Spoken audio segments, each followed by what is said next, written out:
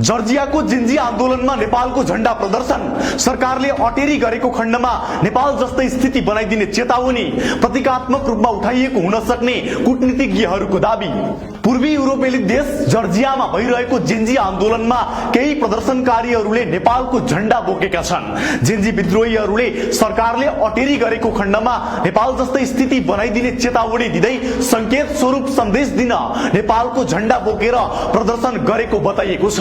नेपालको जिन्जी आन्दोलनले भयानक विध्वंस मचाएर नेपालमा जरा गाडेर बसेका राजनीतिक दलका नेताहरूको निन्द्रा हराम गरिरहेको छ। नेपालको भीषण विस्फोटपछि भारत लगायतका पश्चिमा देशहरूमा समेत त्यसको हावाको छाप परेको छ। यो एकल घटनाले मात्र दुईवटा कुरा देखाउँछ। पहिलो, सूचना युगमा एउटा देशको युवा प्रदर्शनले छिट्टै वैश्विक प्रतीकत्व पाउँदैछ। कुनै आन्दोलनले प्रयोग गरेको शैली, नारा वा प्रतीक जस्तै झण्डा अन्य देशका युवाहरूले तात्कालिक सन्देश पठाउन र सशक्त जनाउन प्रयोग गर्न सक्छन्। दोस्रो, त्यस्तो प्रतीकको प्रयोगले स्थानीयकृत मागहरू, जर्जियामा चुनाव, पारदर्शिता र शासन विरोधी रोषलाई अन्तर्राष्ट्रिय मान्यताको ऐक्यबद्धताको रूपमा प्रस्तुत गर्छ। यसले आन्दोलनलाई घरेलु दायराबाट बहुराष्ट्रिय संवादको भाग बनाइदिन्छ। यसर्थ नेपालको घटना र जर्जियाको प्रदर्शन बीचको सम्बन्धलाई प्रतिध्वनि वा प्रेरणाका रूपमा हेर्न सकिन्छ।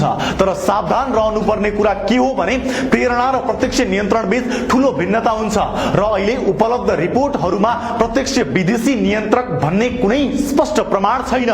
नेपालमै भर्खरै भएका जिन्जी आन्दोलनले पनि तीव्र असर छोडेको देखिन्छ।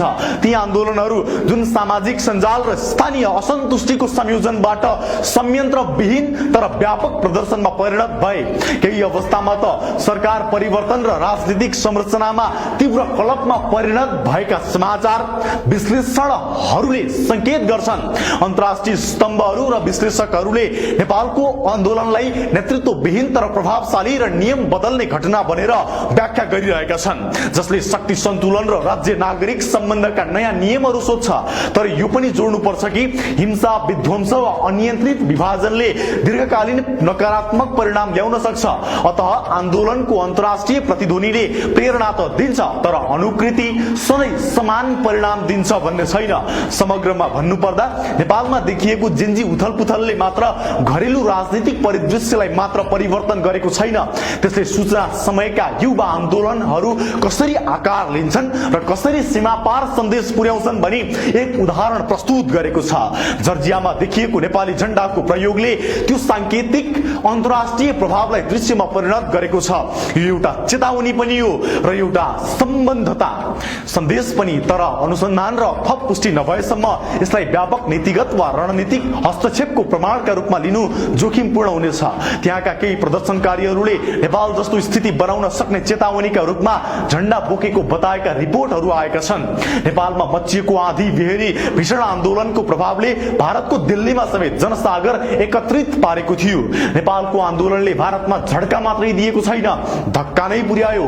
निकै घनिष्ठ छिमेकी मुलुक नेपाल, बंगलादेश, श्रीलङ्का र अफगानिस्तानमा देखिएको संकटले दिल्लीमा ठेस पुर्याएको हो। नेपालको आन्दोलनले केवल आन्तरिक राजनीति मात्रै होइन, सम्पूर्ण दक्षिण एसियाली भू राजनीतिक समीकरणलाई नै हलचल बनाइदिएको छ।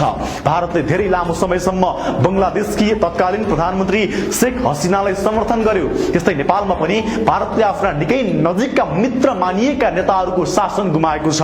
नेपालमा विकसित भएको घटनाबारे अमेरिका लगायत विश्वका ठूला राष्ट्रहरूले निकै चासोका साथ हेरे। हालै नेपालमा भएको हिंसा, मानवीय क्षति र आगजनी अस्वीकार्य भएको भन्दै विश्व शक्ति राष्ट्र अमेरिकाले पीडित र परिवारजनप्रति गहिरो सहानुभूति व्यक्त गरेको थियो। नागरिकहरूका विरुद्ध चर्को दमन गर्नेहरूलाई उत्तरदायी बनाउन अपील गर्दै अमेरिकाले विज्ञप्तिमा भनेको छ, नेपालले विगत 2 दशकमा प्रजातान्त्रिक अभ्यासको महत्त्वपूर्ण उपलब्धिहरू हासिल गरेको छ। नागरिकको कडा योगदानले प्राप्त उपलब्धिहरूको रक्षा गर्नु वाञ्छनीय रहेको छ।